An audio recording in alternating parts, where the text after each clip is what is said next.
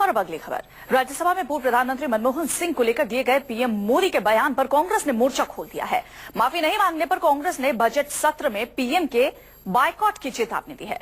दरअसल पीएम मोदी ने कांग्रेस के शासन में हुए घोटालों में मनमोहन सिंह के बेदाग होने का जिक्र करते हुए कहा था कि वो रेनकोट पहनकर नहाने की कला जानते हैं। अब इस मुद्दे पर कांग्रेस बीजेपी में ठन गई है।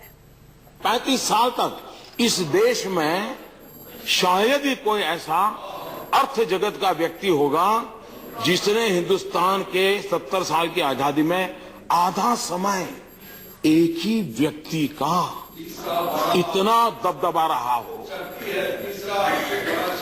और कितने घोटालों की बातें आई, खास करके हम राजनेताओं ने डॉक्टर साहब से बहुत कुछ सीखने जैसा है। इतना सारा हुआ, उन पर एक दाग नहीं लगा। बाथरूम में रेनकोट पहन करके नहाना, ये कला तो डॉक्टर साहब ही जानते हैं और कोई नहीं जानता। राज्यसभा में पीएम मोदी के पूर्व पीएम मनमोहन सिंह पर किए गए इस तंज से कांग्रेस उबल पड़ी। कांग्रेस नेताओं ने प्रेस कॉन्फ्रेंस कर इस बयान के लिए पीएम मोदी से माफी की मांग की। ऐसा नहीं होने पर अब बाकी बचे बजट सत्र में उसने पीएम के बॉयकॉट का ऐलान कर दिया है। डॉक्टर मनमोहन सिंह पे आरोप लगाना जैसे कि वो स्कैमस्टर हैं, ऐसा हमने कभी प्रधानमंत्री जी को कहते नहीं देख। हम ये सहन नहीं कर सकते और जब तक प्रधानमंत्री जी माफी नहीं मांगेंगे हम उनको इस सदन में बोलने नहीं देंगे। तो उनको सोचना चाहिए कि किस बात पे किस तरह से डिबेट होनी चाहिए सदन में। चिदम्बरम जी and Kapil Sibal ji have said, we cautioned him initially, please do not drag the debate to such a low level. इन्होंने राजनीतिक संवाद की मर्यादा तोड़ दी है और उसको इस निम्न स्तर पर लेकर चले गए कि उस स्तर पर बैठकर हम उनसे बातचीत नहीं कर सकते।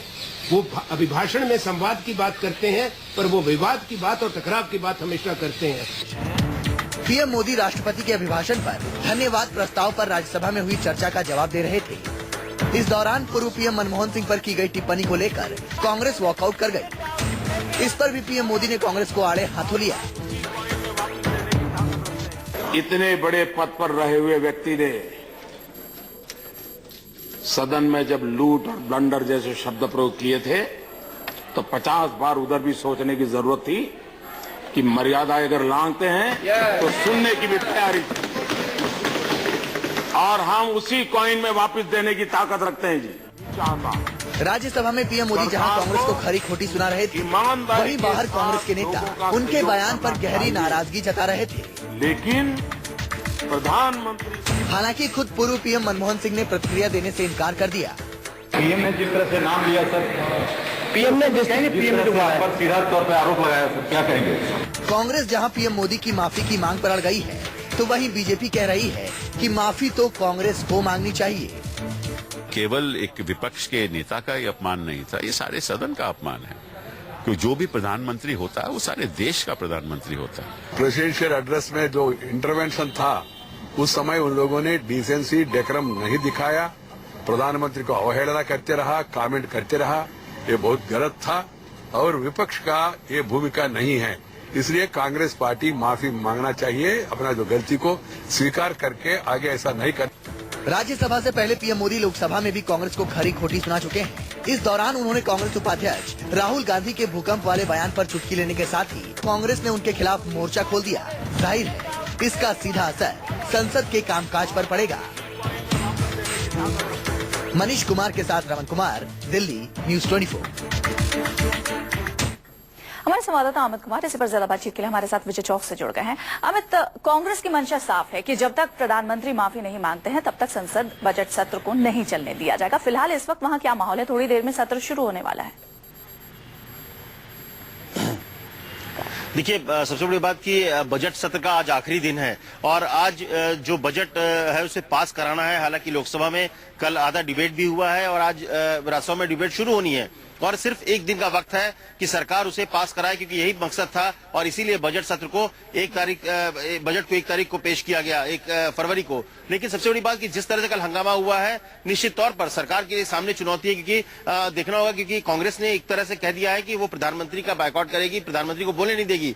लेकिन क्या सिर्फ बायकॉट करेगी या अगर सदन में प्रधानमंत्री नहीं होते हैं तब वो सदन चलने देगी? ये दोनों चीजें अलग हैं, क्योंकि कहीं ना कहीं कांग्रेस की तरफ से इस पूरे मामले को लेकर हंगामा करने के आसार है। और अब देखना होगा कि किस तरह से सरकार, क्योंकि वेंकैया नायडू का भी बयान जो आया है, जिस तरह से उन्होंने कहा कि कांग्रेस को अपने व्यवहार पर माफी मांगनी चाहिए थी, तो इसका मतलब साफ है कि सरकार भी इस मसले को लेकर आगे ही बढ़ रही है। वो सदन को चलाकर बिल पास कराने के बहुत ज्यादा मूड में ऐसे नहीं दिख रही है। तो अब देखना होगा कि सरकार कैसे करती है, क्योंकि हालांकि संवैधानिक मजबूरियां हैं, बजट को आज पास कराना है, लेकिन अब बीच का रास्ता कैसे निकलता है, किस तरह से कांग्रेस इस पूरे हंगामे को क्या बायकॉट करके बाहर निकल जाएगी और सदन चलने देगी, या फिर सदन के भीतर खड़े होकर हंगामा करेगी और सदन की कार्रवाई को बाधित करेगी? अब देखना पड़ेगा कांग्रेस के स्टैंड के बाद, क्योंकि राज्यसभा में भले लोकसभा में हो हंगामे के बीच बजट पास करा ले सरकार, लेकिन राज्यसभा में बहुमत जो है, जो संख्या है, वो विपक्ष में है। विपक्ष के पास ऐसे में सरकार के लिए राज्यसभा में बहुत मुश्किल होने जा रही है। तो निश्चित तौर पर बजट सत्र का आखिरी दिन जो है काफी हंगामेदार होने की संभावना है।